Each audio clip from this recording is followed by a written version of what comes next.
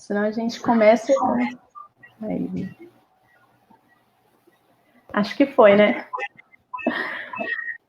Boa tarde a todos que estão assistindo. Boa tarde, professora Renízia, professor Marco. É uma honra estar participando desse evento como mediadora. E hoje nós vamos falar nessa live sobre as políticas públicas mulheres negras e quilombolas guaporeanos. E então, temos aqui convidada Renízia Garcia Felice e Marcos Domingos Teixeira.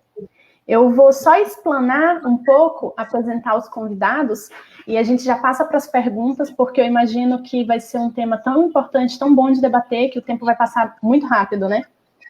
Então, a Renízia Garcia Felícia é professora associada da Faculdade de Educação, Universidade de Brasília, UNB, doutora em Educação em 2010, historiadora na UFU em 2002 e mestre em História Social na PUC São Paulo em 2007. Atuou como conselheira do Conselho Nacional para a Promoção de Políticas de Igualdade Racial, CNPIR 2015-2016. É conselheira do Conselho de Direitos Humanos, CDH-UNB, é diretora acadêmica da Associação Brasileira de Pesquisadores Negros e Negras, ABPN 2014-2016, e é coordenadora do Núcleo de Estudos Afro-Brasileiros, NEAB-UNB, desde 2014. A professora também é líder do Grupo de Estudos e Pesquisas em Políticas Públicas, História, Educação das Relações Raciais e Gênero.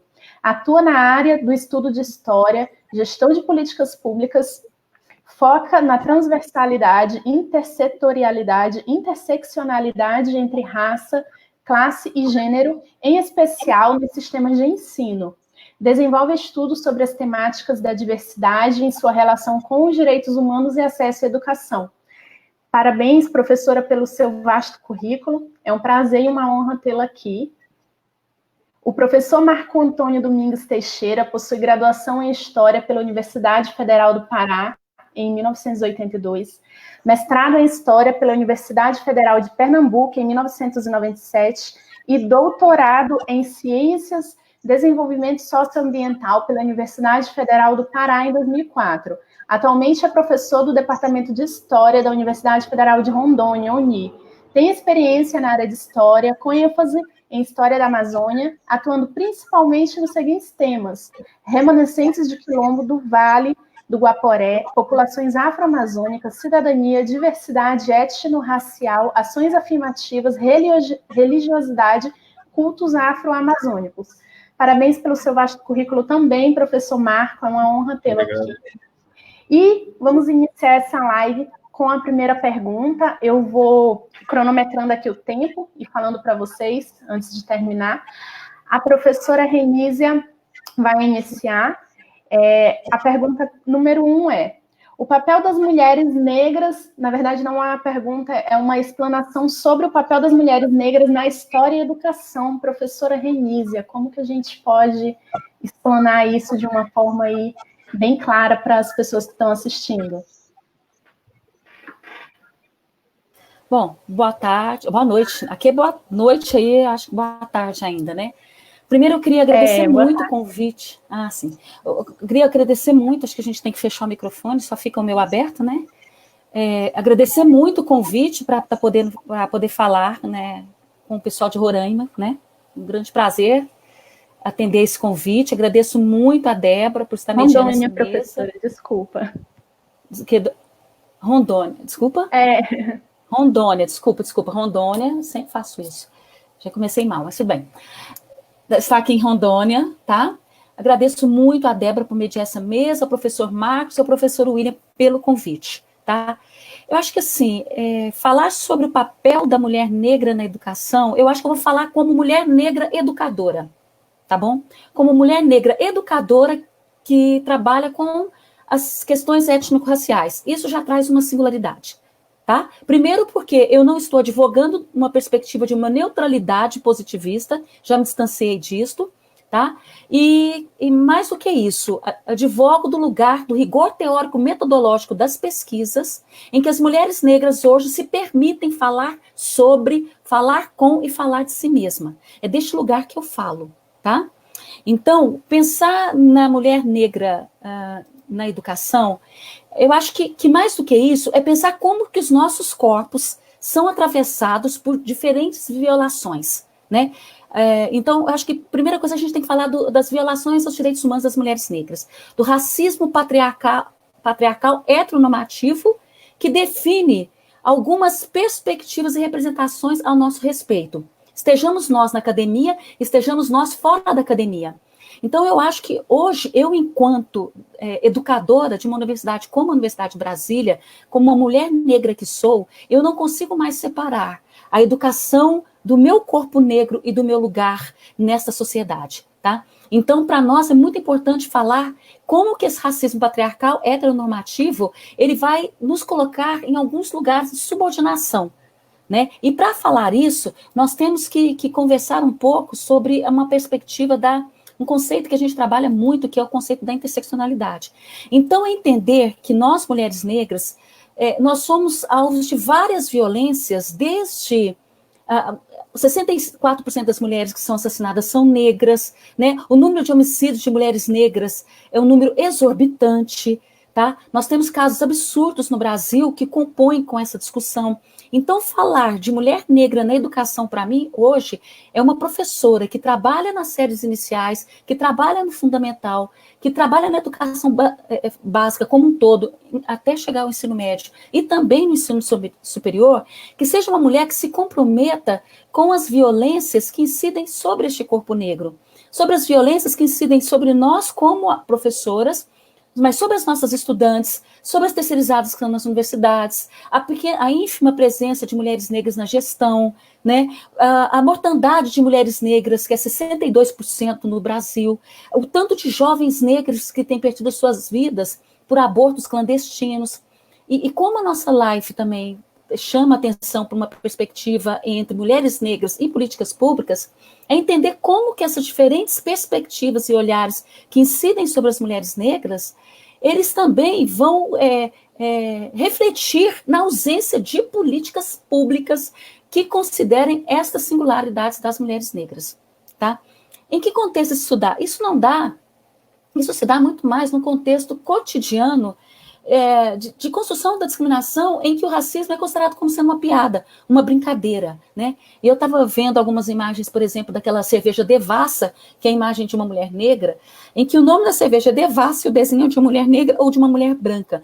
Então, essa perspectiva de pensar como mulher negra educadora que caminha e vive e que também leva essa vivência para dentro da universidade, é chamar a atenção para esses signos significantes que estão, né, incorporados na nossa sociedade. Então, se você fala da cerveja Devassa, se você fala daquela Adelaide, aquela personagem da Zorra Total, que era uma mulher negra, pobre, né, no caso, sem dentes, toda uma caricatura de uma miséria absoluta representando a mulher negra, né? Se você pensa em outras propagandas que por muito tempo consideraram a mulher negra como objeto, e não só isso, como nesse desenho heteronormativo, a mulher negra tem sido colocada numa condição de subalternidade, e essa subalternidade que está na mídia, ela está na ausência da presença da mulher negra no livro didático, ou quando está só a mulher negra escravizada, ou a mulher negra no cinema brasileiro, muitas vezes representada numa perspectiva muito de objeto sexual.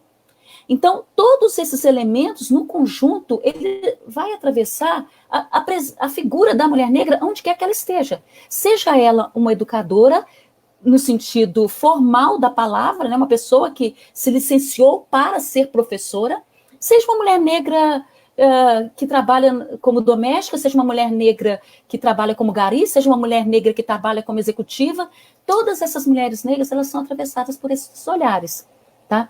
Então, assim, pensando nessa perspectiva, a mulher negra, ela deveria,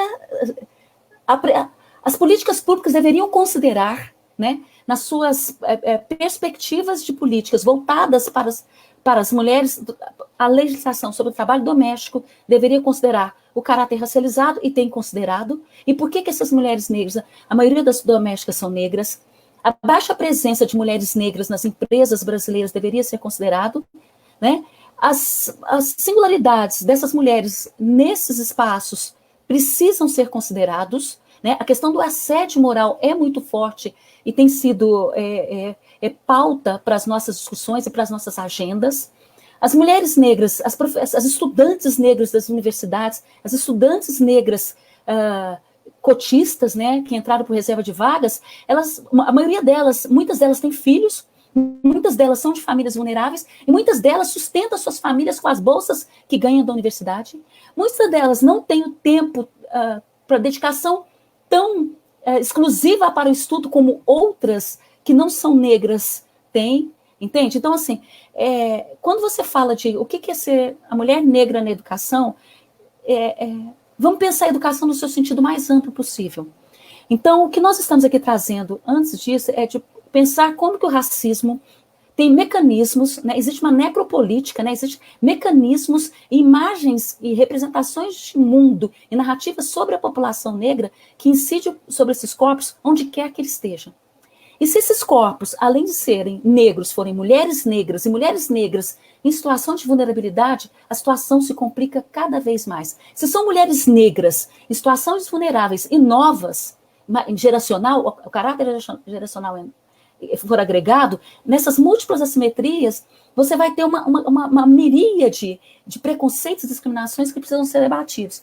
Então, assim, numa pincelada inicial, porque eu sei que o objetivo é que a gente dialogue e responda as questões, eu acho que é pensar isso, como que falar de mulher negra e políticas públicas significa considerar, primeiro, de que mulher você fala?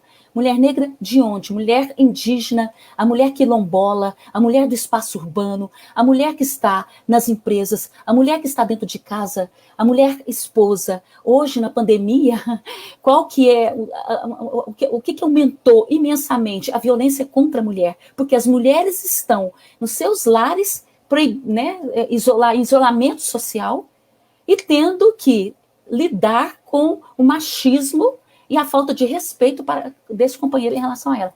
Então, falar de mulher negra e educação, para mim, é falar de tudo isso. Então, assim, é uma fala inicial que não fecha, mas abre para que as pessoas possam participar, fazer questões para que nós possamos responder e debater aqui, que seja uma hora e meia, né, para a gente conversar sobre esses lugares da mulher negra. Não sei se eu cumpri o seu horário, porque tinha um tempinho para... Eu acho que a senhora ficou Eu fiquei te devendo 2 minutos. Então tudo bem. Mas, enfim, é bom que eu passo a pergunta para o Marco e depois você continua com 2 minutos a mais. Mas antes de falar com o professor Marco, eu acabei lembrando que eu esqueci de me apresentar, né? Eu sou Débora Honorato, sou advogada e faço parte de um projeto social chamado GIS, Grupo de Inovação Social, que existe aqui na cidade de Porto Velho há 5 anos, e a maioria das pessoas que a gente atende no projeto são negras e periféricas. Então, esse assunto é de grande importância, me sinto na obrigação, na responsabilidade de participar, de aprender e de transmitir cada vez mais esses conhecimentos. Então, a segunda pergunta, que na verdade eu falo pergunta, mas são reflexões, né? Para o professor Marco. Os quilombolas guaporeanos, sua história e cultura para a Rondônia. Uma explanação desse assunto tão importante, professor Marco. Você poderia repetir para mim, por favor? Sim. Esse segundo momento, nós vamos falar sobre os quilombolas guaporeanos, a sua história e cultura para a Rondônia. Tá. Então, eu não sei se vocês sabem nem o que é o Guaporé, na verdade, né? Para a maioria de nós que não somos rondonienses, o Guaporé é uma coisa quase que de outro planeta. E, na verdade, é um lugar tão bonito quanto o Caribe. Se você for lá agora, na época das praias de julho, você vai ver pouquíssimas diferenças entre o Caribe de Água Doce de Santarém e o Vale do Guaporé, que é uma das coisas mais bonitas do mundo. Mas Rondônia tem uma população negra formada por 4 grupos étnicos muito distintos. Nos séculos XVII e XVIII até o XIX, vieram os quilombolas guaporeanos. E eles vieram principalmente em função do garimpo, pedras preciosas, mas vieram também em busca das drogas do sertão e vieram também em função de monocultura ou de culturas de sustento do garimpo. De qualquer forma, uma vida horrorosa, né? 88% da população guaporeana quilombola era masculina. Professor, então, eu posso te interromper um pouquinho? O áudio está vindo um pouco ruim aqui. Eu acho que tem alguma coisa que não está bem conectada aí com o senhor. Será que tem? Ou eu estou muito perto do... A professora Renise disse que também está ouvindo um pouco mal, então...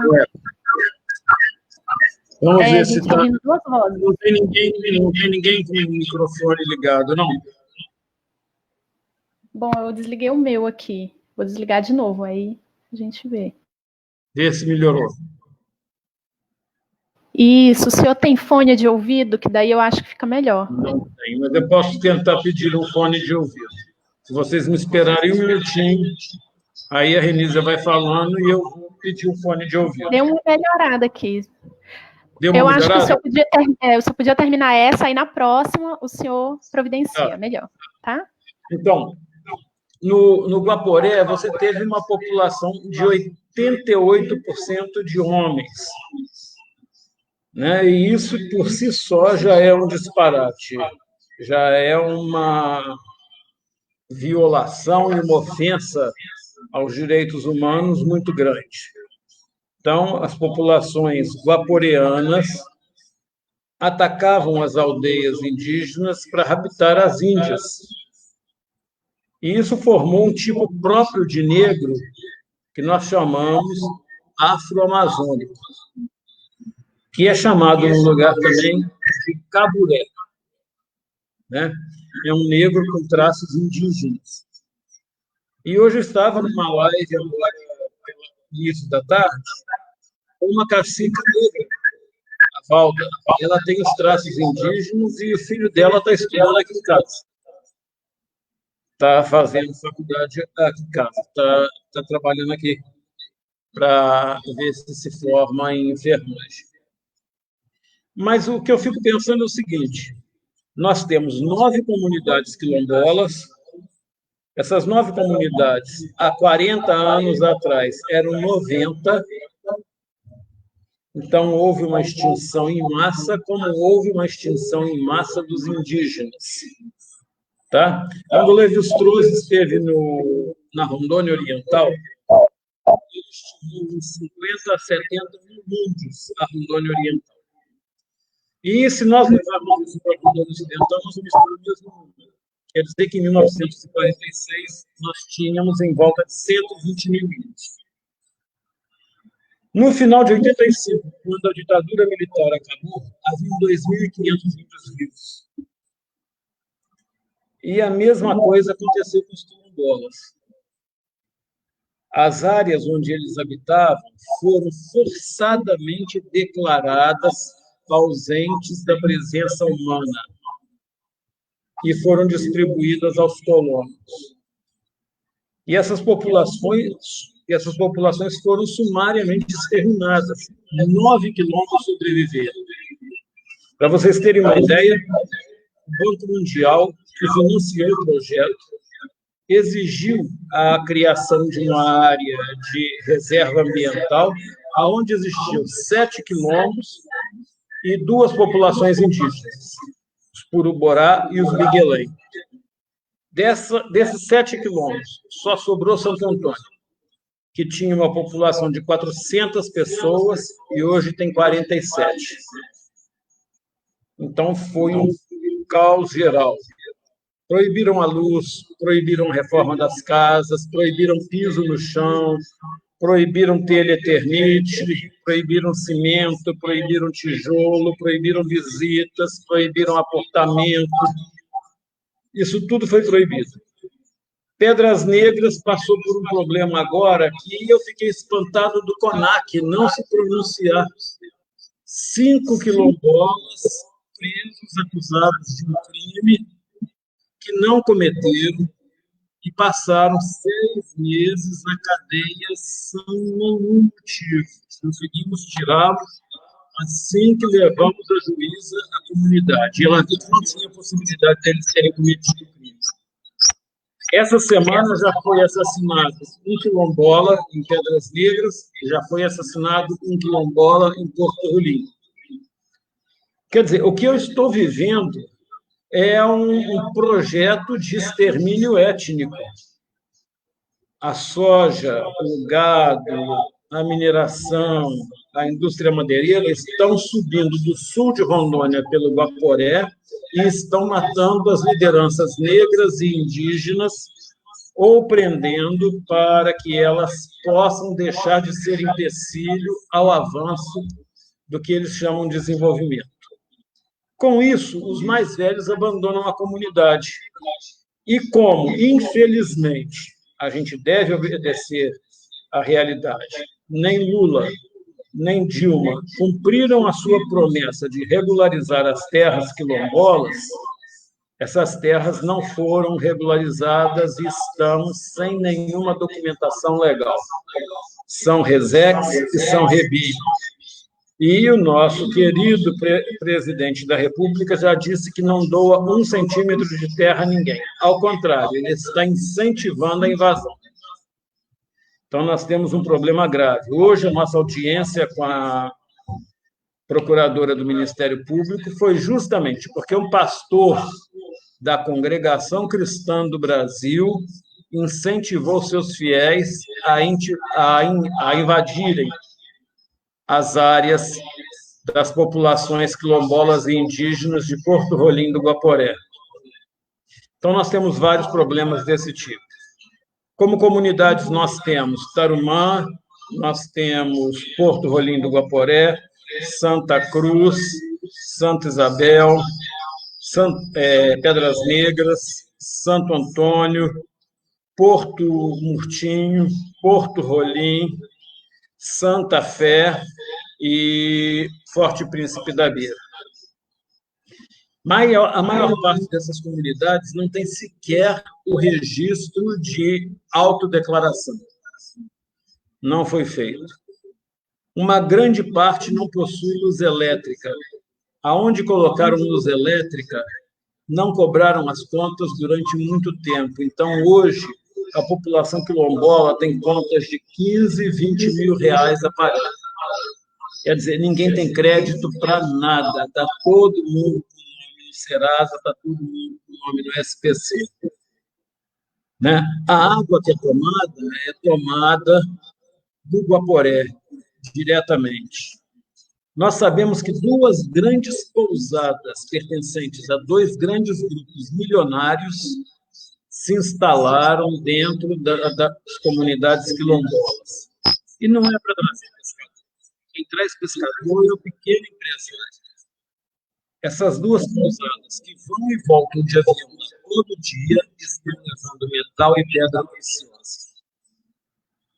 E ninguém tem uma notícia disso. Então, o Vale do Guaporé é expressivo. É uma das áreas mais exclusivas da história. Mas é uma área de muito trabalho, de muita beleza e de muitas possibilidades. Eu acredito muito nessa possibilidade de desenvolvimento do turismo dessa área. Acho que não está dando algum. Acredito muito nessa integração entre indígenas e quilombolas, que é importante. Nós não vamos conseguir a sobrevivência de um grupo e a anulação do outro, né? Nós temos que fazer com que eles se integrem e lutem juntos pelo território, e acredito que a gente deva manter a uma certa distância o colono, o grileiro e o agente imobiliário, que está disposto a tomar as terras, né?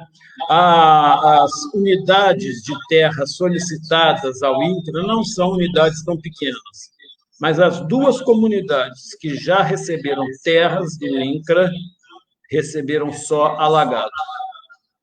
A terra firme não foi entregue. Então, entregou-se praticamente uma área alagada. Isso tudo é racismo. Nós estamos vendo isso o tempo todo. No dia em que prenderam os quilombolas lá em Forte Pesquidabeira, não tinham dinheiro para fazer o laudo cadavérico do morto. Mas levaram drone, levaram avião, levaram helicóptero, levaram metralhadoras, levaram exército, levaram marinha, levaram aeronáutica, levaram polícia federal, fizeram um drone que colocaram para todo lado, só tiraram depois que nós denunciamos.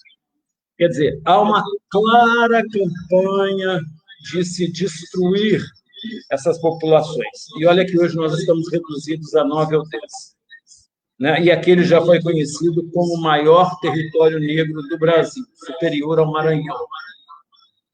E essa história está passando batida. O Brasil não discute a história da população preta de Rondônia. Nós temos 4 grandes grupos, né? Nós temos os quilombolas do Vale do Guaporé, nós temos os barbadianos da Estrada de Ferro Madeira Mamoré, onde se formou a primeira classe média negra do Brasil, inclusive com o primeiro grande grupo de professoras e de enfermeiras. Tivemos no Guaporé a primeira escola brasileira para meninas negras, que foram transformadas em professoras, juízas de paz, enfermeiras, mediadoras. Então, há histórias interessantes. Temos, depois disso, uma migração sem vinculação étnica dispersa, que é essa migração agrícola, é essa migração hidrelétrica. E, por fim, nós temos essa migração haitiana, que ainda não terminou. Desculpem a bagunça do áudio. Nossa, a gente fica até sem palavras de ouvir quantos disparates são feitos com a população negra, né? Professor, agora eu vou pedir para a professora Renízia dar continuidade, se o senhor puder providenciar um fone de ouvido. Não sei o que aconteceu com o seu áudio. Aconteceu alguma coisa com o seu áudio. Então, professora Renízia, agora realmente é uma pergunta. Quais foram as políticas públicas para mulheres negras no Brasil nas 2 últimas décadas? Olha, eu acho que assim, na verdade, políticas públicas para as mulheres negras é quase que uma forçação de barra, né? Nós temos que pensar quais foram as políticas públicas que aconteceram, porque a maioria, como eu comecei a falar anteriormente, primeira coisa, a noção de políticas públicas, que até bem pouco tempo vigorava no Brasil, é uma noção de políticas públicas muito euro-americanos centradas, né? Baseadas em referenciais europeus e norte-americanos. Muitas dessas políticas, elas estão comprometidas com uma perspectiva no ciclo de políticas públicas que tem a ver com a agenda, que tem a ver com a formulação, com a implementação e com a avaliação de políticas públicas. Né? Nessa perspectiva, existe uma noção, né, havia uma noção de responsabilização e um diálogo muito grande numa perspectiva de políticas públicas, pensando o Estado, a sociedade e o mercado como parte, né, dessa dinâmica. Tá? Então, o que tá por trás dessas políticas são muito mais os problemas que são identificados como problemas que carecem de uma intervenção por parte do governo. Houve um momento em que por parte do governo, e hoje nós já temos uma perspectiva de políticas públicas como rede de políticas públicas, e identificando como problemas complexos que necessitam e que comportam, né, diferentes segmentos, diferentes atores, para pensar esse problema a ser problematizado no mínimo e com um aporte de recursos financeiros para mudar determinada realidade. Neste contexto, Débora, é preciso que nós compreendamos, em primeiro lugar, se há o que eu falei na fala anterior, se há um reconhecimento da humanidade das populações negras. Esse é das primeiras questões a serem postas. Então, assim, quais foram as políticas públicas destinadas às mulheres? Acho que nós temos que pensar por que as mulheres não são contempladas nas políticas públicas, tá? Então, assim, para pensar isso, e vocês colocaram, a primeira pergunta que você fez foi na educação, então nós temos que pensar o seguinte: as políticas públicas voltadas para a integração ou o reconhecimento das mazelas que incidem as populações negras, elas são extremamente frágeis. Porque, por exemplo, os dados de analfabetismo, vamos pegar os dados aqui que eu tenho aqui em mãos, isso que tem estudos comparados, porque todos os indicadores eles se repetem, porque as mudanças são mínimas e ínfimas. Em 2016, 4,2% das taxas de analfabetismo, segundo o PNAD, eram de pessoas brancas. 9,9% eram de pessoas negras. Em 2016, 1.835 crianças de 5 a 7 anos trabalhavam.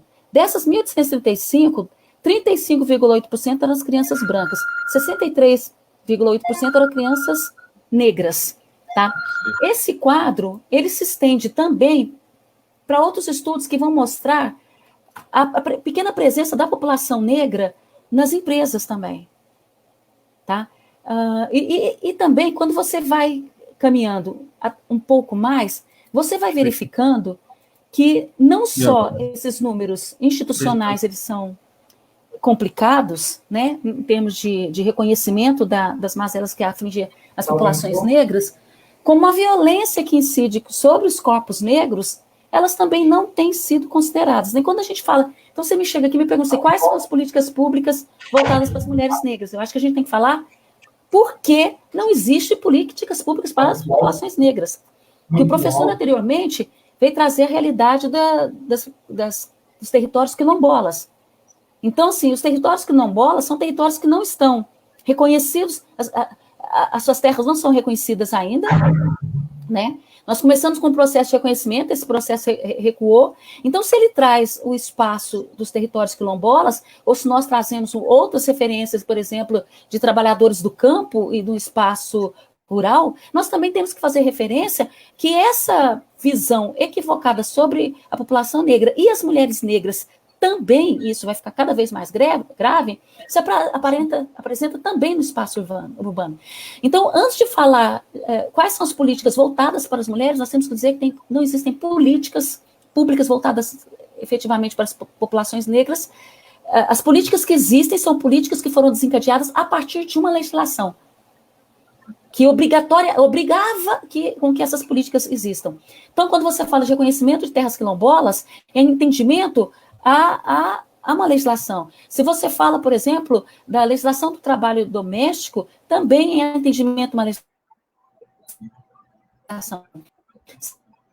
Se você fala da necessidade de trabalhar com a história da agricultura, também é ação legal.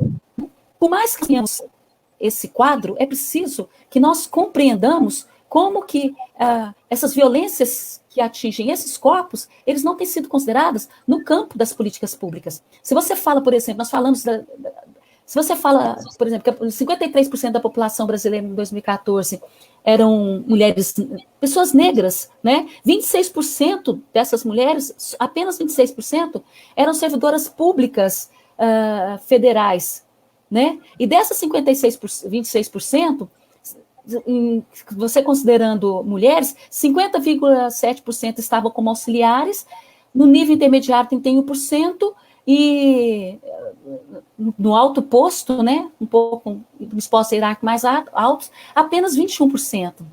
Então, o que você está falando? Você está me dizendo que as conquistas que existem para as mulheres negras, elas são políticas que elas nascem desse movimento de mulheres negras na pressão para que haja este reconhecimento. Então, assim, eu acho interessante pensar que quando você fala de políticas públicas para as mulheres negras, então você tem que discutir numa perspectiva de gênero e raça, como que as mulheres têm sido alijadas e expropriadas de estarem participando em diferentes espaços. Aí você tem que falar do encarceramento também de mulheres negras, ou seja, quais são as políticas que existem que vão afetar esta realidade, né? O aumento de 40% do encarceramento de mulheres negras. O encarceramento de mulheres negras cresceu 570%. Então, assim, e outra coisa, por que eu estou trazendo essa discussão, ao invés de falar? Porque essas políticas, elas não existem efetivamente direcionadas para. As políticas afirmativas que existem direcionadas para a população negra, elas são conhecidas. As políticas diretamente direcionadas para a população negra são as políticas de reserva de vagas para pretos e pardos. São as vagas, por exemplo, no Itamaraty, né, as bolsas para diplomacia, são os 20% de vagas nos concursos públicos. Então, a pergunta sobre mulheres negras, as políticas que existem, elas estão muito voltadas agora para o trabalho doméstico, que são políticas que precisam... Você pode falar, por exemplo, de uma política que é o Bolsa Família. O Bolsa Família não é necessariamente voltado para as mulheres negras, mas são as mulheres que vão receber esse recurso para dar respostas à sociedade e dar respostas a esse recurso. Por que chega até as mulheres negras? Porque a maioria das mulheres negras estão em condição de vulnerabilidade, são arrimo de famílias e são elas que sustentam os lares. Muitas delas monoparental. Entende? Então, não é que a política Bolsa Família está direcionada às mulheres negras, mas por elas estarem nessa situação, elas vão ser as pessoas, a grande maioria, que vai estar também respondendo por essa política. Então, eu acho que pensar as políticas públicas para as mulheres negras é tensionar esse absurdo que é pensar como que as políticas públicas não têm sido pensadas como sendo um gesto intencional no sentido de incidir sobre esse racismo que estrutura a sociedade brasileira, que é o que o Olega está falando um pouco, em relação à especificidade dos quilombos. Né? E mais do que isso, quando ele fala, por exemplo, quando você fala... Uma coisa é você fazer a leitura a partir das mulheres quilombolas que estão nesses territórios, né? Que são, em sua grande maioria, lideranças, e mulheres, em sua grande maioria, mulheres, e mulheres líderes, mulheres educadoras no seu sentido mais amplo. Mas fora desses territórios quilombolas, são vistas como um bicho do mato, o povo preto do mato. Entendeu? E um dos maiores conflitos que o professor traz e que nós sabemos que tem é o conflito territorial, é o conflito fundiário. Mas internamente, nos quilombos, existe uma tentativa muito grande de compartilhar as suas experiências enquanto mulheres. Né? Então, quando a gente fala de política para as mulheres, nós temos que pensar um pouco, na verdade, no que impede o reconhecimento desses números que dizem que as mulheres são as que mais morrem, 71% do feminicídio são mulheres que morrem, 570% o encarceramento de corpos negros, de mulheres negras.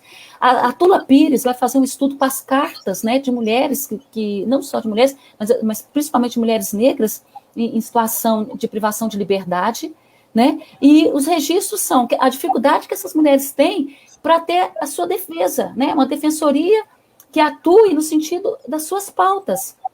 As mulheres que precisam, que grávidas, né, têm os seus filhos, né, em situação de prisão, e esses filhos não podem ficar com elas, esses filhos são retirados, e assim, então você tem N situações que incidem sobremaneira sobre esses corpos.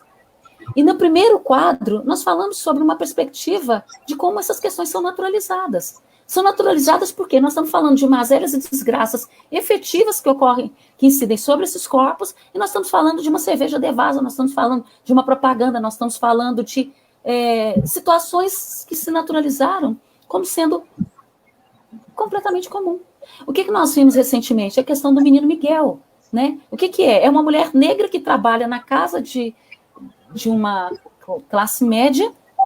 Eu não vou elencar aqui todos aqueles atravessamentos simbólicos de quem é a mulher, de quem que ela é esposa, de que cidade que é, não. Mas vamos falar sobre a mãe do Miguel, que vai trabalhar nessa casa, leva seu filho, enquanto isso, os outros filhos dela estão na rua, porque não tem quem cuide, porque ela está cuidando do filho da patroa, o filho dela chora porque ela está cuidando do cachorro, a outra mulher aperta o elevador no 9º andar, a criança se desespera, a criança pula, a criança morre, e a mãe do Miguel pergunta, e se fosse ao contrário? Eu acho que essa que é a grande questão que se coloca.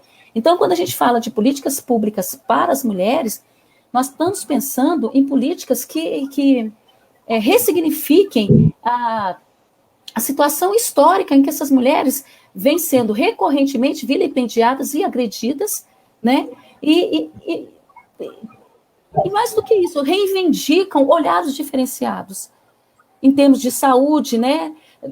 Medidas protetivas em relação à violência masculina, a questão da sua saúde reprodutiva também.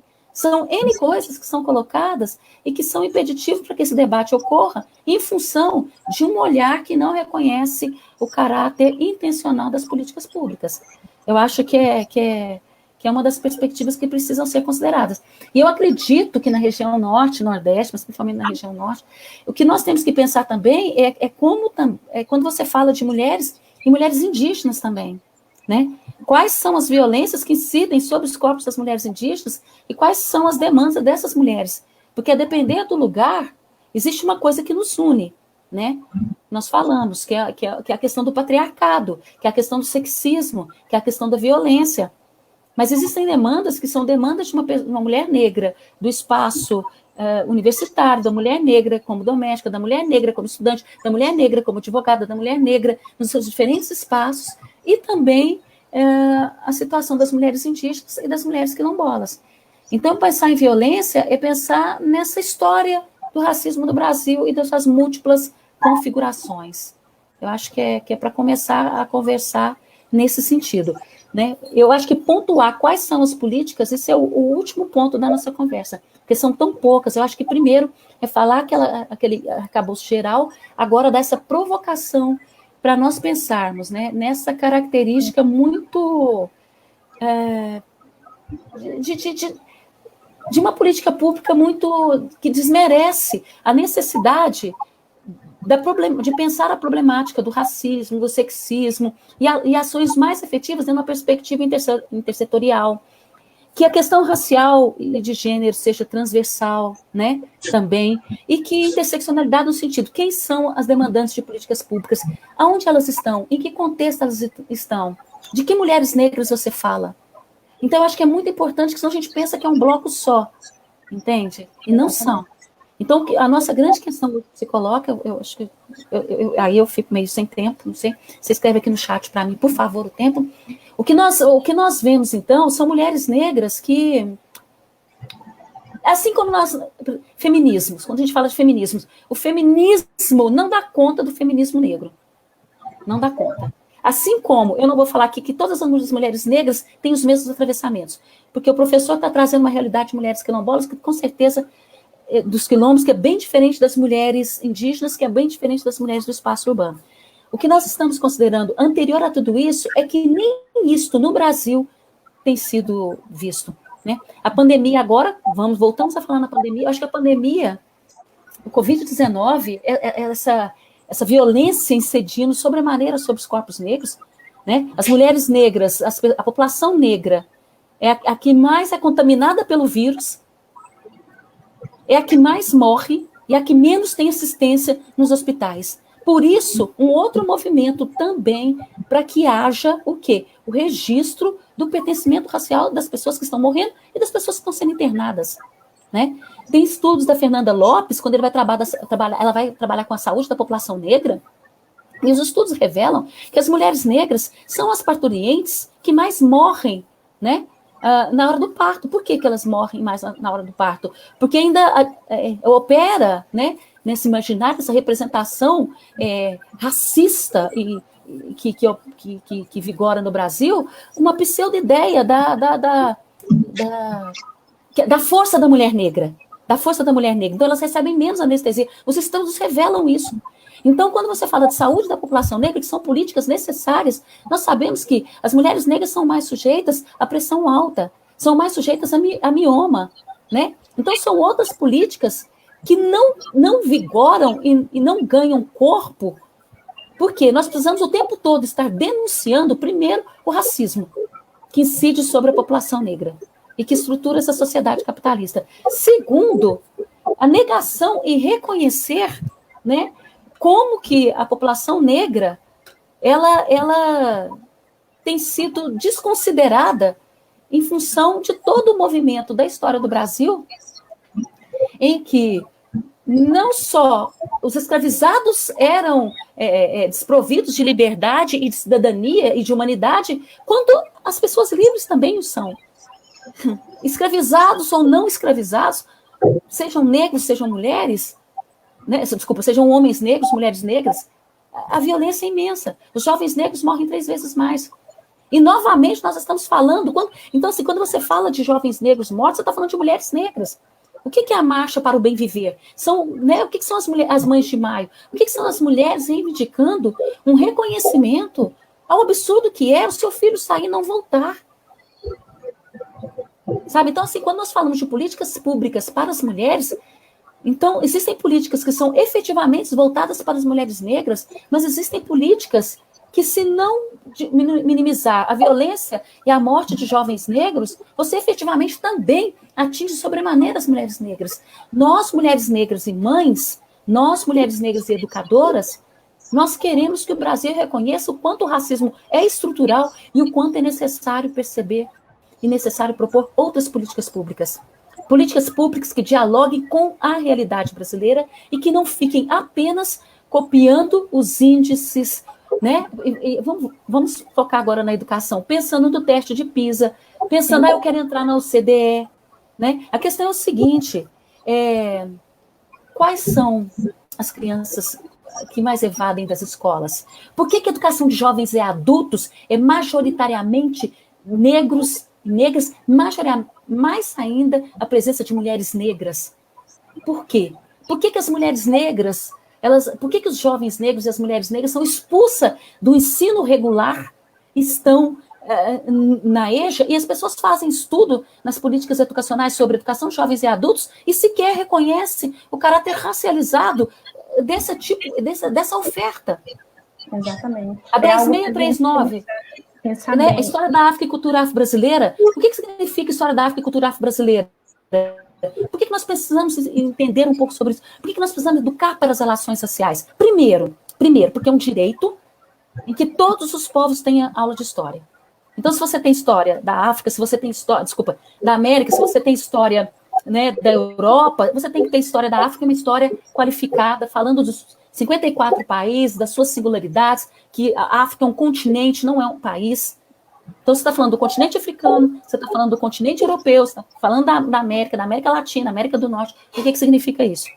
Segundo, cultura afro-brasileira. Por quê? Porque não dá para saltar das figuras do Debré, da Chibata e das políticas afirmativas. Ninguém entende essa diferença. Entende? Então, as pessoas não conseguem entender porque as políticas afirmativas, elas são um direito. E as pessoas agora não conseguem entender por que na permanência nós estamos pontuando a importância de se considerar os jovens negros, indígenas e quilombolas que estão na universidade, suas singularidades, e também pontuando, dentro da questão racial, a questão de gênero e raça. Entende? Então, assim, eu acho que as políticas, que eu vou falar na próxima pergunta, quais são, mas assim, é pensar essas singularidades. Entende? Como que o racismo, ele nubla essa percepção da necessidade de pensar políticas direcionadas para a população negra, em particular para as mulheres negras, seja na educação, seja na saúde, seja no mercado de trabalho,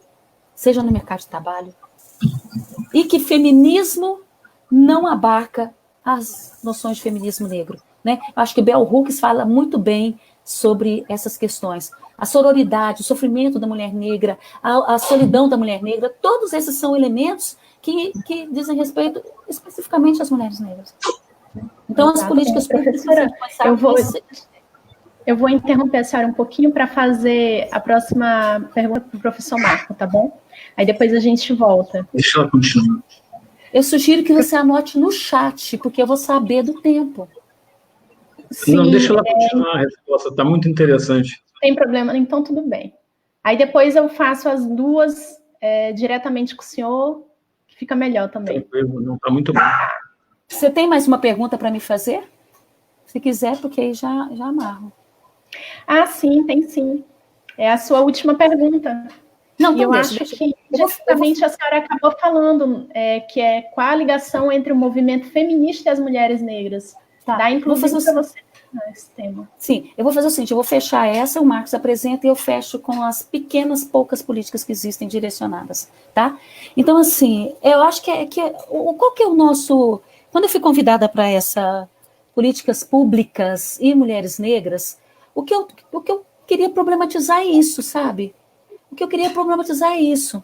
É como que as políticas públicas, da forma como elas têm pensado em todas as instâncias, seja pelo governo, seja pelas universidades, né? Primeiro, elas são... Hoje, as políticas públicas elas não são pensadas no gabinete e que são implementadas, não. E o Estado em ação, o que é o Estado em ação? São os diferentes segmentos que se unem para resolver, inclusive, problemas locais. Quando o professor Marco traz a experiência dos quilombos e fala da necessidade da integração, que eles se reúnam para poder implementar essas políticas na defesa do seu próprio território, o que ele está nos chamando a atenção? Que existe uma rede de políticas públicas que está operando nos diferentes lugares e sinceramente, evidenciando a ausência do Estado.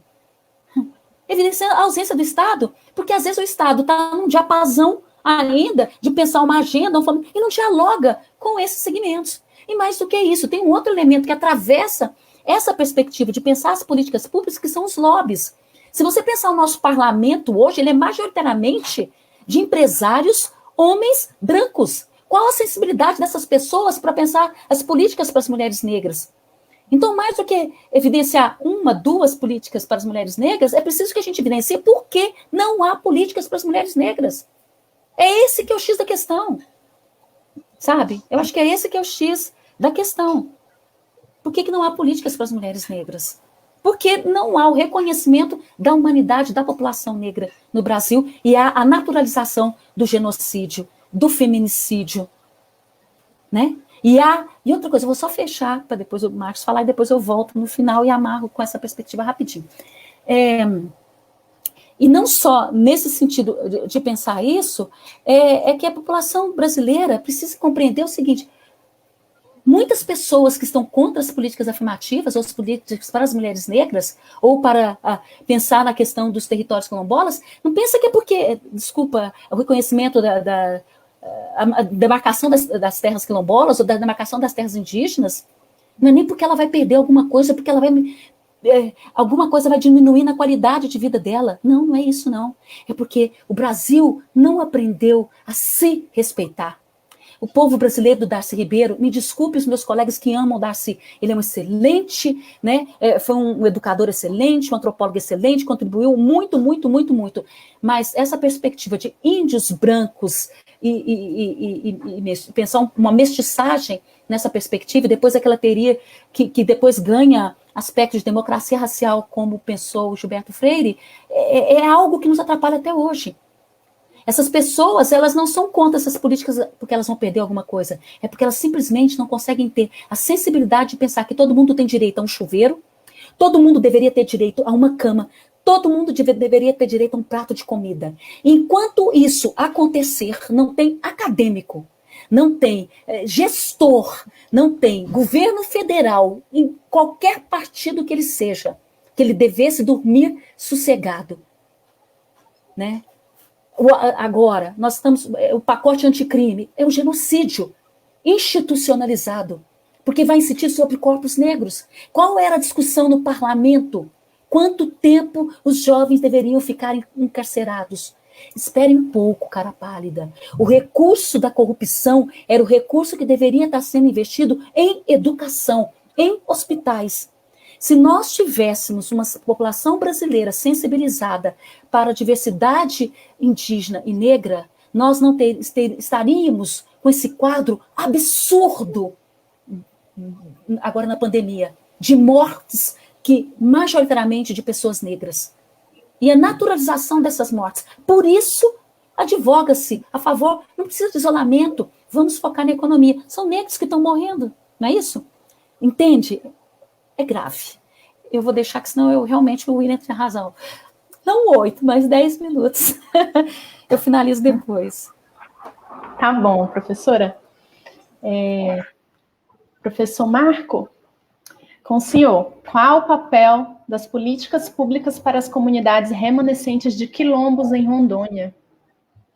A criação das comunidades de remanescentes de quilombos no Brasil inteiro foi uma estratégia muito inteligente de um grupo reduzido do movimento negro que estava presente na Assembleia Constituinte.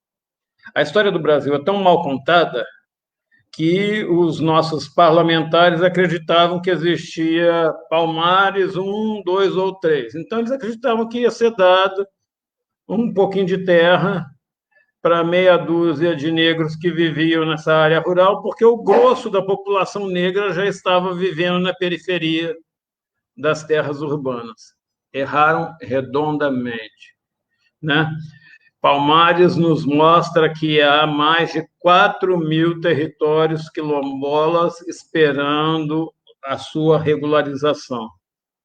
O presidente da República coloca que nós temos 27% de terras nas mãos de quilombolas. Agora, ele se esquece de falar que nós temos 28% de terras nas mãos de latifundiários, né? A terra quilombola serve para quem? E serve para quê? Né? Não é um território, não é uma propriedade. Aqui eu saí do ar, eu não sei o que houve. Então, não é uma propriedade, não é um território, não tem cercas, né? Não temos uma produção voltada para o mercado, não há agrotóxicos, as decisões são tomadas em conselhos, então é uma lógica completamente diferente. A terra destinada ao agronegócio pode produzir 5 vezes mais se resolverem, ao invés de tomar terra dos outros, usar tecnologia que já está disponível. Então, nós não precisamos de mais terra para quintuplicar a produção brasileira, ela já existe. A terra indígena é uma necessidade ambiental, juntamente com a terra quilombola. Se eu destruir florestas, se eu destruir nascentes, se eu transformar tudo isso em madeira, se eu transformar tudo isso em garimpo, se eu transformar tudo isso em pasto, se eu transformar tudo isso em soja, eu vou fazer desse país um deserto. Rondônia é o caso de maior desmatamento na história do mundo. Nem a Indonésia conseguiu fazer um desmatamento nessas proporções. Então, nós temos muito pouca floresta aqui. E se você for olhar, todas as áreas florestais estão invadidas. Quilombos estão invadidos, terras indígenas estão invadidas. E, para o nosso horror, a semana passada, uma família indígena isolada da ATI Rio Branco foi até um sítio em Seringueiras buscar comida. A mulher do fazendeiro entrou correndo para o banheiro, começou a fazer oração, ler a Bíblia, pedindo para eles ir embora. O fazendeiro chegou com espingarda e eles foram embora. Mas isso é apavorante. Isso quer dizer que o índio isolado já está no limite. A terra já foi invadida até o contato. E foi invadida até o contato no momento em que a pandemia chegou. Quer dizer, essa pandemia vai chegar até lá. Não existem políticas públicas. Se você for olhar todos os quilombos de Rondônia, todos, 100%, são multisseriados. A sala de aula serve para todo mundo, do primeiro ao último ano.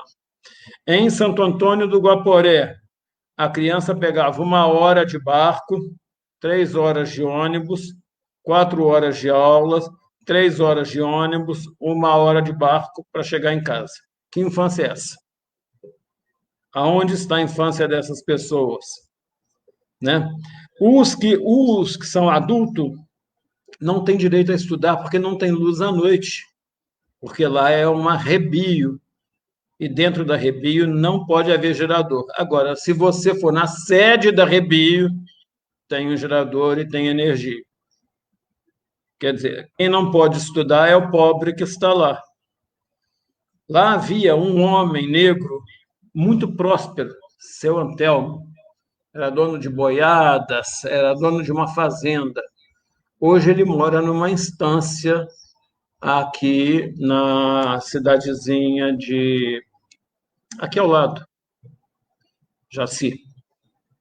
Né? Jaci não, estou trocando. Aqui perto do Rio. Mas ele mora num quarto. Não, perdeu tudo, não foi indenizado. A população indígena Puruborá e a população indígena miguelenha foi expulsa das suas terras. Esse ano, o IBAMA teve a brilhante ideia de, no auge da produção das mangueiras, ir lá envenenar as árvores, porque mangueira é uma árvore estranha ao ambiente. Agora, ali, periquitos, araras, pacas, antas, peixes, todos comem aqueles peixes. E os seres humanos comem eles todos. Quer dizer, todo mundo foi comer o veneno que o IBAMA colocou. Essas coisas mostram que não há política nenhuma. Quando eu vou para a favela e vejo que a população masculina jovem está lá representada com a subescolaridade, com o subemprego, com o desemprego, com o vestuário precário, né? Com o que a polícia torna típico como bandido, né? Tem a tipificação do bandido. O que eu posso esperar de um país desse? Eu ouço muitos meus amigos e meus irmãos reclamarem: em 64, na ditadura, nós tínhamos grandes artistas que protestavam e que falavam da realidade. Eu falo, escutem o hip-hop, escutem funk, e vocês vão ver grandes artistas protestando na linguagem nova, na verdadeira linguagem dos meninos, mas numa música autoral que não atinge a massa e que não é de interesse do grupo que manda que essa música seja divulgada, porque ela é muito mais pesada do que aquela que havia. Então, a gente precisa pensar isso. Quando eu penso que o governo está fazendo escola cívico-militar para poder robotizar os meninos da periferia, eu tenho que pensar que eu gostaria muito de transformar essas escolas em escolas cívicas sociais, transformar o aluno em um aluno útil. Por que eu tenho que pagar de 8.500 a 14.000 para fazer uma faculdade de medicina no Brasil, se eu pago 300 na Bolívia? Por que ainda não criei um sistema para levar a periferia para fazer medicina, para fazer enfermagem, para fazer outros cursos, e não fazer apenas o magistério? Hoje, se você for no curso de magistério, sem desmerecer o magistério, e eu sou professor, né? Se você for no meu curso de História, você vai ver que a população que chega lá é negra, e aí eles estão comemorando. Temos 53% de negros na universidade. Claro, jogaram todos os negros em cursos que não têm mercado. Vai dar uma olhada nos cursos que têm mercado e que dão dinheiro. É tão branco quanto o inverno no Polo Norte. Não tem razão de ser. Então, nós precisamos pensar que não existe política. As políticas que foram adotadas no período Lula e no período Dilma são políticas insuficientes ainda, né? A gente pensa que Fernando Henrique conseguiu declarar mais território quilombola do que a Dilma, a gente tem que ficar assustado. É uma coisa muito triste de se pensar, e que ela só se volta para as bases sociais dela quando o poder está perdido, né? E um ciclo político no Brasil normalmente dura 20 anos. Isso é assustador. Se você pegar a velha República, se você pegar o Estado varguista, se você pegar a nova democracia, se você pegar a ditadura militar, se você pegar a nova república, você vai ver que é 20 anos em cada um. Será que nós vamos ter que ficar 20 anos à mercê dessa gente, fazendo tiro ao alvo na cabeça de neguinho, como diz o governador do Rio de Janeiro, criminalizando pessoas negras, ou falando que a meritocracia tem que ser a meta, quando eu dou uma escola que é um lixo, parece uma cadeia para criança pobre, e dou uma escola maravilhosa, ajardinada, totalmente organizada para uma criança branca, não tem meritocracia nenhuma nisso. Se o meu filho vai para a aula com a farinha e o peixe, e o outro vai alimentado com carne, vai com boa merenda, vai com fruta, você tem que pensar que não existe mais meritocracia. A professora Renísia começou apresentando os corpos negros das mulheres. Apresentou uma mulher muito bonita. Eu vou aproveitar aquela apresentação daquele primeiro corpo negro, que realmente é um corpo de chamar a atenção, e vou lembrar um outro caso. Hoje nós pegamos o mesmo modelo dos Estados Unidos. Nós tocamos uma quantidade imensa de glúteos, de alimentos que engordam na classe média e na classe pobre, para torná-la obsoleta, para torná-la inoperante. Mas nós mandamos a nossa classe média comer bastante carne, mandamos comer bastante legume e mandamos para a academia, porque essa é que vai fazer a dancinha do pato, a dancinha do bozo, a dancinha de todo mundo.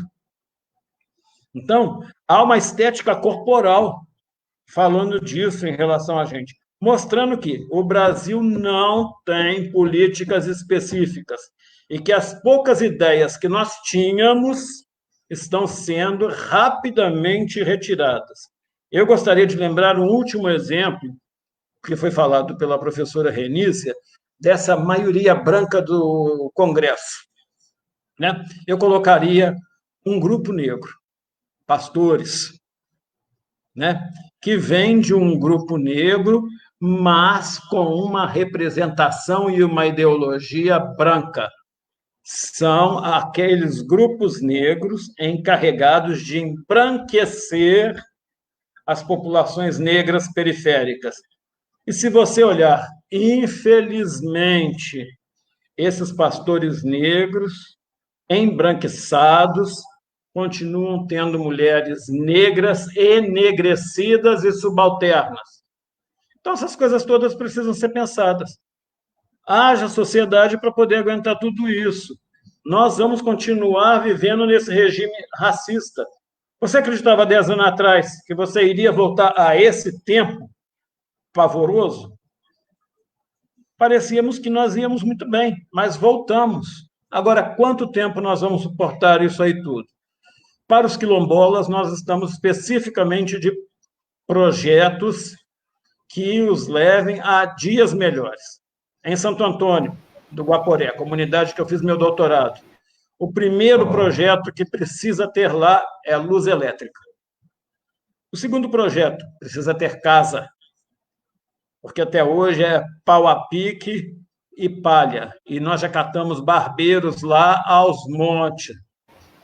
Professor, aproveitando essa deixa que o senhor está falando, já vou passar para a última pergunta e o senhor continua, tá? Quais são os impactos da devastação ambiental sobre essas comunidades quilombolas, já que o senhor já está falando sobre isso?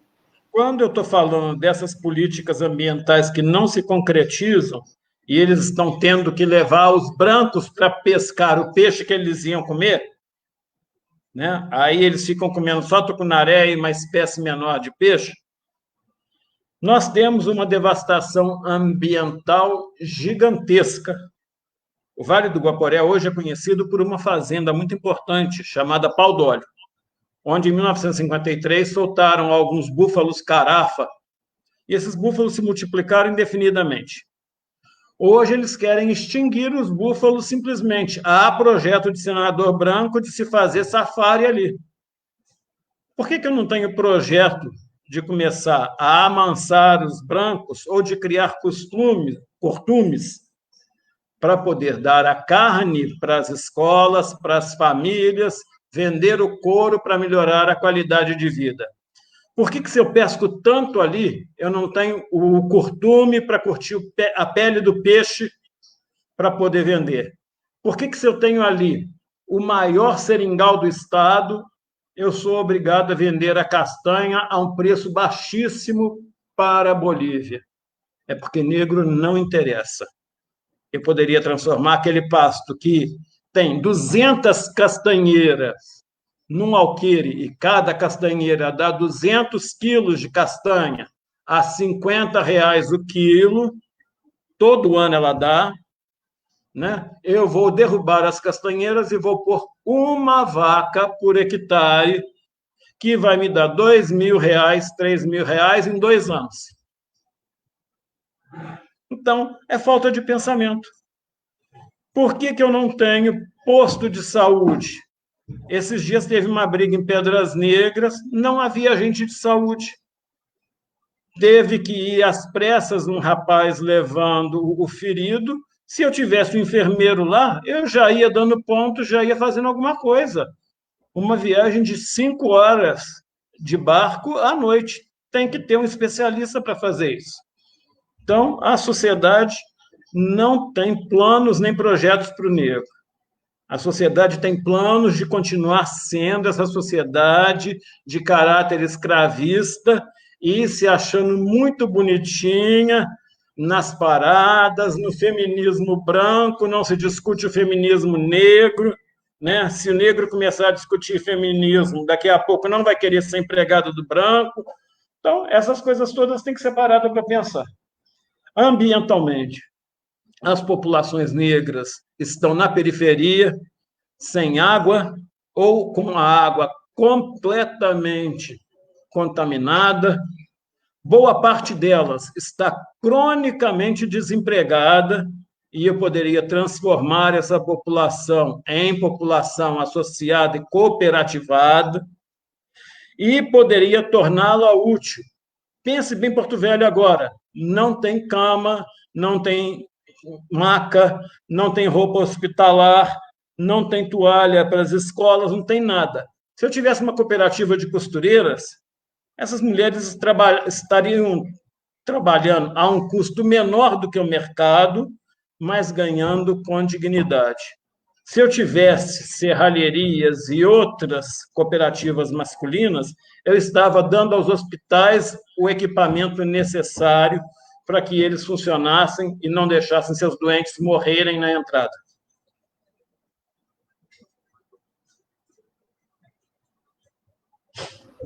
O senhor finalizou sua fala? Finalizei, me desculpe.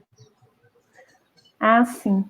Então, eu vou passar agora para a última pergunta, né? E, ao mesmo tempo, retomar a fala que a professora Renísia estava fazendo, que era sobre o movimento de mulheres negras e as políticas públicas que abarcam as mulheres negras. E, logo em seguida, ela vai falar sobre o feminismo, né? Qual a ligação entre o movimento feminista e as mulheres negras? Bom, agora sim, então eu fiz... Primeiro eu comecei com uma fala geral sobre as várias possibilidades de debate quando você está falando de mulheres negras. Eu acho que a primeira coisa quando eu comecei a fala aqui, foi dizer dessa necropolítica, né, que coloca os corpos negros numa situação extremamente absurda, porque todas as representações que ancoram as narrativas, tanto do capitalismo quanto da sociedade, e da sociedade brasileira em particular, ela se ancora numa representação pejorativa e que minimiza a humanidade, ou reduz, ou quando não exclui a humanidade dos corpos negros. né? E aí, obviamente, quando você coloca mulheres negras, a situação se complica mais ainda.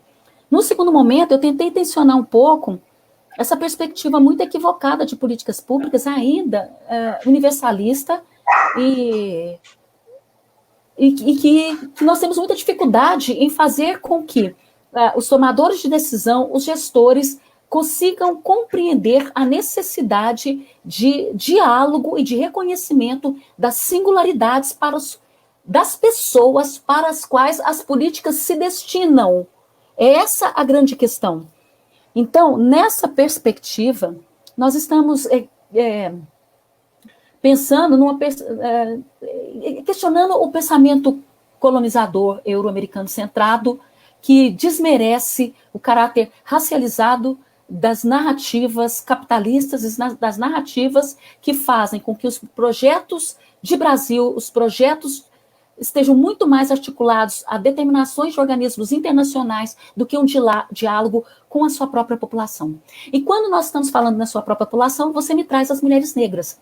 As mulheres negras que têm uma participação imensa e absurda, né, nos mecanismos que possibilitaram, por exemplo, aí eu vou entrando direto nas políticas, que na verdade são políticas para as mulheres, e que vou falar das pouquíssimas leis que existem voltadas para as mulheres. Uma das principais, eu vou falar logo, porque são poucas, por isso que eu deixei para o final, que é a Lei Maria da Penha, né, de 2006, que é 11.360, que é a principal... 11.340, que é a nossa principal legislação do Brasil de proteção às mulheres vítimas de violência, tá? Não só violência doméstica, mas violência, como nós falamos no bloco anterior, em todas as instâncias, tá? E a Lei Maria da Penha, ela não está direcionada para mulheres negras, mas, obviamente, é uma das legislações que mais atende às demandas que incidem sobre os corpos das mulheres negras, infelizmente. Porque nós falamos no bloco anterior, a violência, ela é simbólica e ela é física. Por quê? Porque são as mulheres negras que ocupam, nós falamos, gestão, universidade, as profissões autônomas, as que estão no serviço doméstico, as que estão como garis, né? Então, são mulheres que normalmente recebem muito menos, são preteridas pelos seus parceiros negros e são preteridas, muitas vezes, também pelos parceiros brancos. Então, tem vários atravessamentos. E aí nós falamos também da saúde. Como as mulheres... existe uma representação né, uma representação racializada sobre uma força da mulher negra, e são as mulheres negras que também recebem menos anestesia. E são essas mulheres negras também que serão alvo de violência. E são essas mulheres negras também que estão mais encarceradas. Por quê? Porque muitas vezes elas levam seus próprios corpos drogas e coisas para os seus companheiros, drogas e algumas coisas que são solicitadas para os seus companheiros em situação de privação de liberdade. E aí tornam-se elas também presidiárias, ou para os seus filhos. Então, assim, é muito interessante fazer estudos que pontuem. Eu acho que a grande demanda que se coloca quando a gente fala dessas políticas focalizadas, né, em determinados segmentos, e principalmente, uma coisa são políticas universalistas que a gente está questionando, a necessidade de políticas focalizadas, e mais do que isso, nós estamos reivindicando ações afirmativas, ou seja, um olhar específico para as mulheres negras. Nós temos a Lei Maria da Penha, que não é específica para as mulheres negras, mas abarca as mulheres negras. Nós temos em 2018 a Lei da Importunação Sexual, que é muito recente, a 13.718, né, que vai definir como crime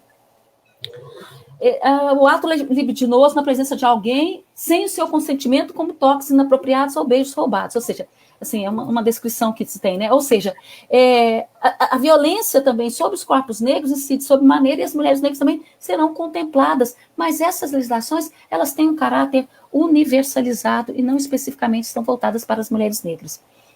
Outra lei também, que é essa mais recente, que até intercede essas duas que eu falei, que eu deveria ter falado primeiro, que é a cota eleitoral de gênero, que é a questão do parlamento, né? A obrigatoriedade dos partidos deixarem, no mínimo, 30% de candidatas de gênero feminino. Só que estas cotas também, nenhuma dessas leis são voltadas especificamente para as mulheres negras, tá? E foi feito um estudo, tem uma pessoa, uma menina que eu orientei, eu já deixo o registro aqui, a dissertação dela está na biblioteca da UNB, que é a Raíssa Carnaúba. Ela estudou a evasão de adolescentes negras na estrutural, que é uma região periférica do Distrito Federal. E nós fizemos a análise do Plano Nacional, né, para as mulheres, e nós vimos a ínfima referência às mulheres negras. Então, essa pergunta, quais são as políticas voltadas para as mulheres negras, nós vamos falar, e mesmo as políticas, por exemplo, quando a gente fala da questão da legislação que incide sobre as mulheres, as empregadas domésticas, qual que é por que só essa legislação ela é direcionada, é considerada como sendo, essa é voltada para as mulheres negras, porque as empregadas domésticas são majoritariamente negras, né? Só que essas são questões, são políticas ou melhor, são leis que deveriam redundar em políticas singularizadas para tratar das especificidades das mulheres negras. E é esse o objetivo das mulheres negras, né, dos GTs das populações negras, a ONG Crioula, do Guilé 10, né, várias instâncias, né, da colisão negra agora, das mulheres negras evidenciando a necessidade desse olhar mais diferenciado para essas mazelas que atingem sobremaneira essas mulheres. Não se esqueçam, 71%, outra coisa, a alcunha do feminismo, do feminicídio, né? Foi pensado para as mulheres negras? Não, foi pensado para mulheres. Então, a partir do momento em que começou a se colocar feminicídio e não assassinato, o Brasil, aqui no DF, principalmente todos os dias no jornal das 7 horas da manhã, assim, você fica chocado, assim, o número de mulheres que morrem. A palavra feminicídio, ela, para uma política pública, ela requalifica de tal forma que você tem uma dimensão da violência sobre as mulheres. Só que precisa saber que essas mulheres, em sua grande maioria, são negras.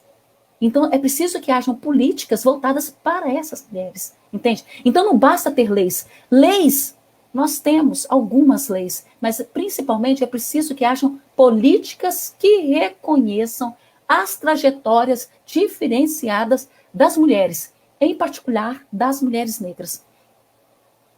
Das mulheres negras. E quais mulheres negras? E outra coisa, existe um bloco pensado de políticas públicas para essa ou para aquela? Não, primeiro é reconhecer que as mulheres negras. Segundo, são mulheres negras aonde? No serviço público? São mulheres negras quilombolas? São mulheres indígenas? Então, as políticas têm que ser pensadas junto e misturado com essa população, reconhecendo as lideranças, no diálogo com as lideranças, como ações públicas pensadas para resolver problemas complexos dessas comunidades, dessas regiões, entende? Então, assim, o meu objetivo aqui nessa live foi, primeiro, pensar de uma forma macro o problema do racismo que antecede a organização da sociedade, né, e que justifica, ou melhor, não justifica, mas nos ajuda a compreender por que a população negra está ainda nos bolsões de pobreza, evidenciar que, seja como escravizado, sejam como pessoas livres, a população negra, ela sofre os impactos do racismo imensamente, que ela tem menos trânsito nos postos hierárquicos mais altos, ela está sobre-representada nos postos hierárquicos mais inferiores, com menor salário. Hoje, com a pandemia, são as pessoas que mais morrem.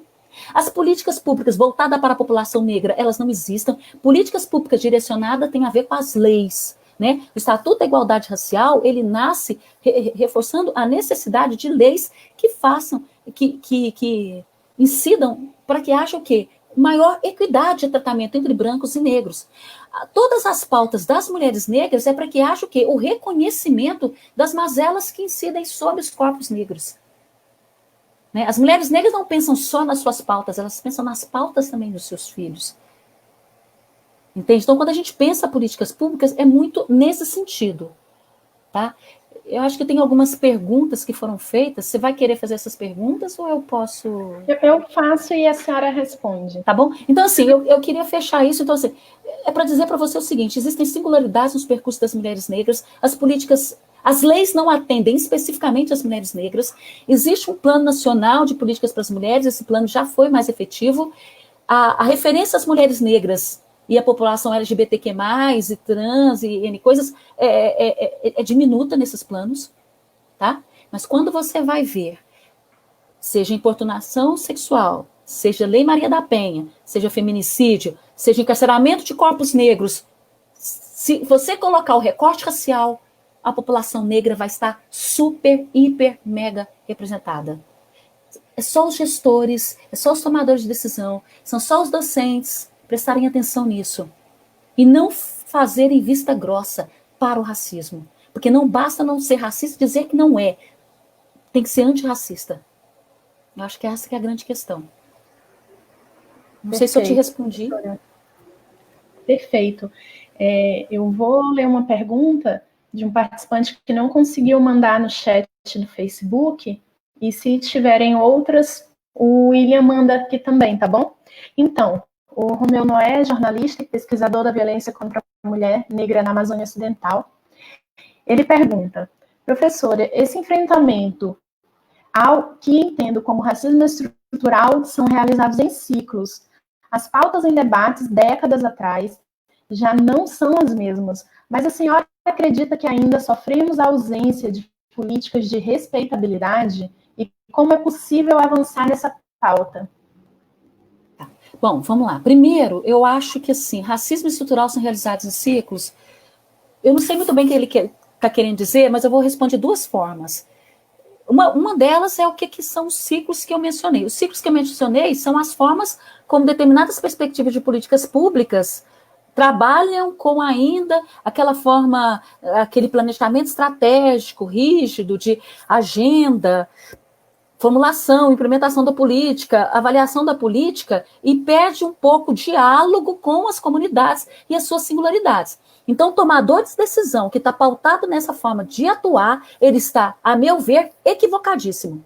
Porque eu sou uma mulher que trabalha numa perspectiva muito Aníbal Quirrano, né, Ramon Grossfogel, o próprio Joás Bernardino da UNB, Angela Davis, Bell Hooks, Ken Shaw, que trabalha com interseccionalidade e trabalha com Las Comes Ilegales, que são outros também franceses, que eu também não sou uma pessoa que trabalha só com latino-americanos e africanos, o próprio Mbembe, com a necropolítica. Não, assim, são autores que nos chamam a atenção da necessidade de pensar, principalmente Las Comes Ilegales, a questão da ação pública e como os problemas públicos chegam a ser uma agenda e quais são os atores que se mobilizam para resolver determinados problemas. Então, quando eu pactuo dessa perspectiva de políticas públicas, eu não trabalho com aquela perspectiva de ciclos de política, embora eu saiba como ele se dá. Tá? Eu só acho que essa perspectiva de ciclo de políticas, que você coloca agenda, formulação, implementação e avaliação, ela quebra muito do diálogo e desses tensionamentos todos que ocorrem. Tá? E aí, tipo, você não fica muito dependente da figura do Estado e você sai um pouco disso. Então, é nessa perspectiva que eu tinha pensado em ciclo.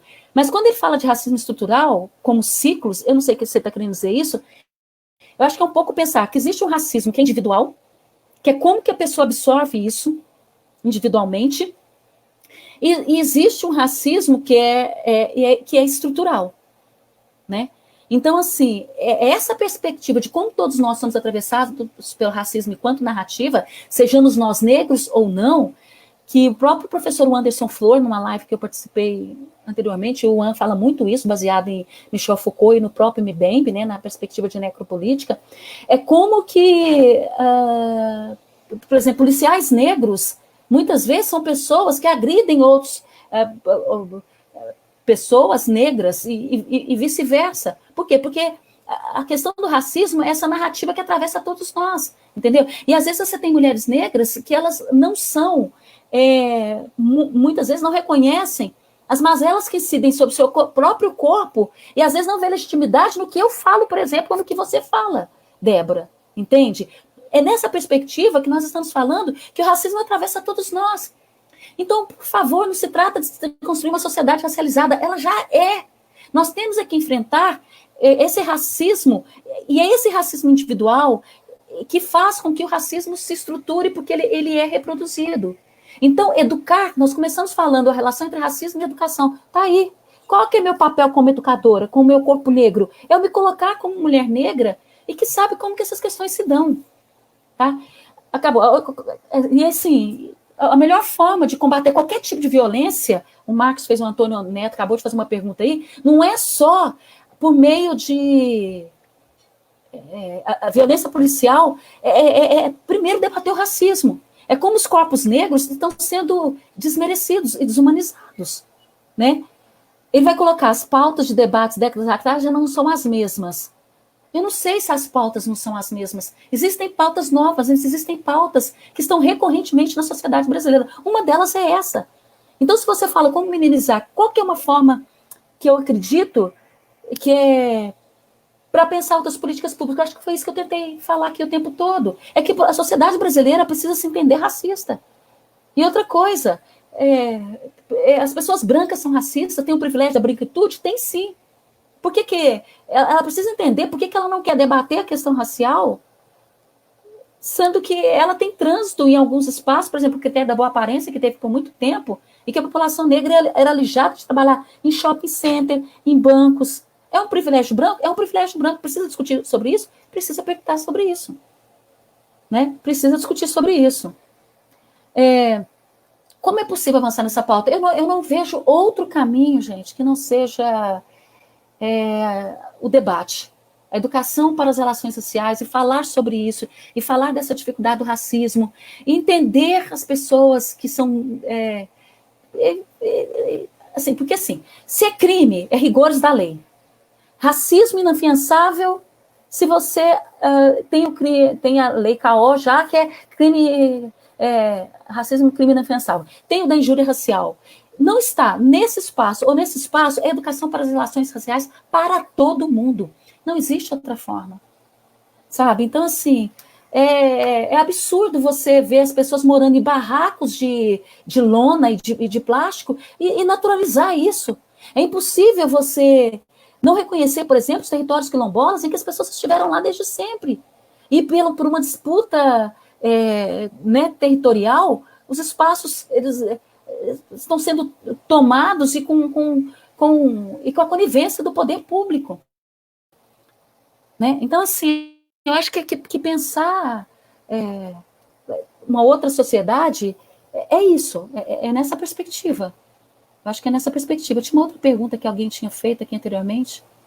Aqui. Ótimo. Era isso mesmo. O Marcos falou que hoje seria melhor. Qual que seria a melhor forma de combater a violência policial contra os jovens negros? Eu acho que primeiro. Essa pergunta ela está direcionada ao Marco, mas a senhora pode responder e ele continua sem problema.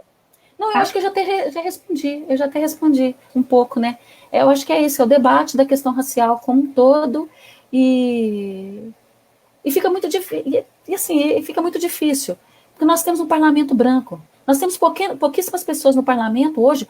Paulo Paim tem feito um trabalho maravilhoso, a deputada Benedita tem feito outro trabalho maravilhoso, a deputada Maria do Rosário ontem nos convidou para uma live em que nós fizemos uma fala sobre a questão racial, e a colega indígena também. Então, assim, mas mesmo assim nós conseguimos reconhecer que o que prepondera na perspectiva das pessoas é a questão econômica. Eles acham que resolvendo o problema econômico, resolve a questão racial. E não é assim.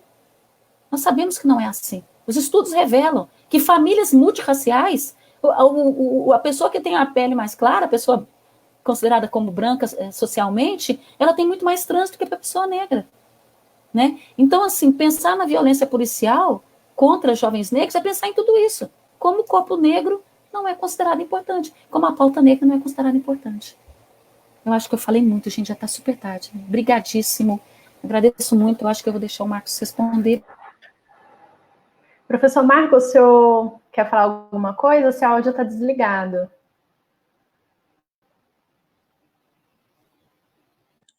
Eu só gostaria de colocar alguma coisa nesse ponto em que o Neto falou. Como combater a violência policial? Eu acho que esse é um primeiro grande erro da redemocratização. Todos os governos se aproveitaram de uma forma ou de outra da truculência policial para conter as massas. Isso é triste, mas estimulou a polícia a manter uma política de violência contra a população, e não uma política de cidadania. Depois, historicamente, nós somos uma sociedade que trabalhou com uma polícia violenta, uma polícia genocida, na verdade, né? Quando você pega o pessoal do Paraná, do Contestado, quando você pega outras regiões, quando você pega a Guerra dos Moura, quando você pega todas as regiões da Amazônia, quando você pega a Corumbiara, você vê que você tem uma polícia orgulhosamente violenta. Agora nós começamos esse movimento interessantíssimo de derrubar estátuas. Eu estou achando uma maravilha, embora eu acho que é uma perda de arte. Deveríamos levar as estátuas para lugares bem escondidos em museus para mostrar quem foram determinadas pessoas e não exaltá-las em praça pública. Na verdade, a única chance que nós temos de diminuir a violência policial é educar o jovem policial em escolas militares, aí sim, em escolas militares, com disciplinas para a cidadania, como disciplinas obrigatórias em todas as salas. Interessante, professor. Eu agradeço vocês terem participado e antes de finalizar, essa sua proposta me chamou a atenção porque um dos projetos aqui do bairro que eu moro se chama Guarda Mirim e é um policial que educa crianças e adolescentes, iniciando-as não só nas questões militares, mas ajudando a comunidade como um todo, ajudando as escolas, fazendo causas sociais.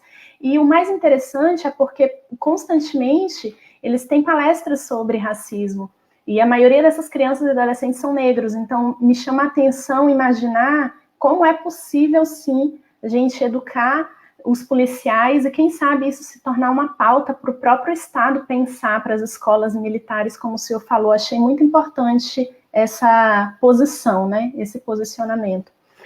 Gostaria de agradecer a presença de vocês. Vocês têm alguma coisa a mais que queiram complementar, queiram falar?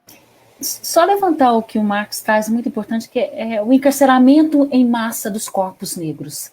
O Brasil ficou todo sensibilizado, né, que eu acho que é muito legítimo, com a questão da luta agora antirracista recente nos Estados Unidos, mas o encarceramento dos corpos negros também tem acontecido no Brasil e como política de Estado.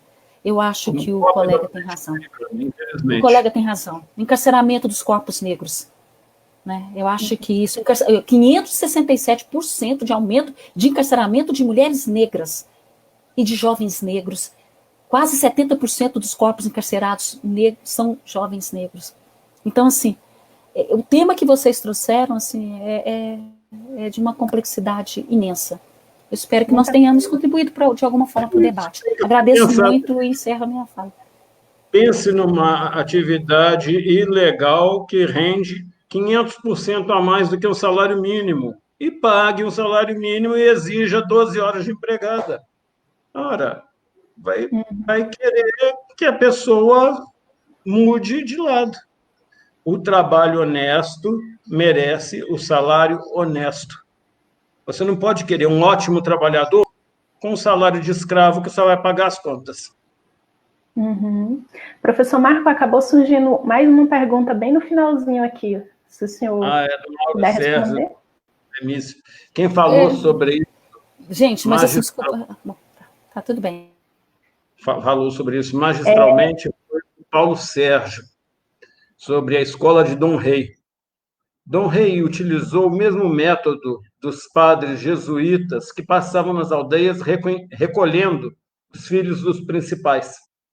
E ele recolheu as meninas negras e levou para serem educadas pelas calvarianas em Guajará-Mirim. Elas voltaram sabendo música, elas voltaram sabendo bordado, elas voltaram sabendo noção de francês, noção de latim, voltaram sabendo mediar negociações, dar aula, organizar o espaço da escola, organizar horta, organizar merenda, ensinar a preparar alimento, disciplinar o alimento para que ele fosse um alimento nutritivo.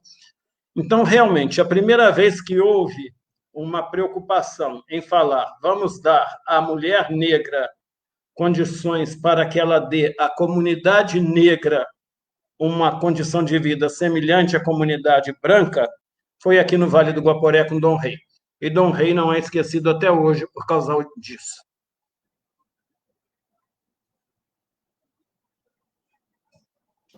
Eu acho que essa é a nossa última pergunta de hoje. Muito obrigada pela participação de vocês. E foi uma honra. Eu espero outras vezes nos encontrarmos, né? Quem sabe aí eu possa mediar mais debates. Gente, foi um prazer conhecer vocês. Muito obrigado. Beijão para todos. Uma boa noite. Neto, muito obrigado pelo convite. William também. E sempre que houver possibilidade, vou gostar muito de estar aqui.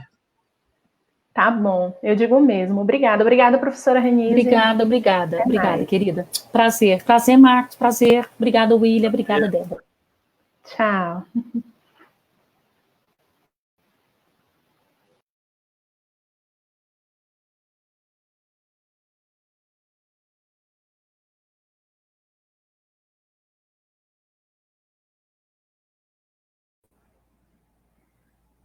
Tem outra live agora, né? Acho que tá mudo. Tá mudo. Eu não sei como é que foi, porque assim, eu não estou acostumada dessa forma. Aí você não mandou as perguntas também, então eu tinha colocado as questões das leis lá no final. Eu mantive a minha lógica. Mas eu também não sei como é que foi. Porque o pessoal ficou mais elogiando, né? As mulheres elogiaram muito a tua explanação.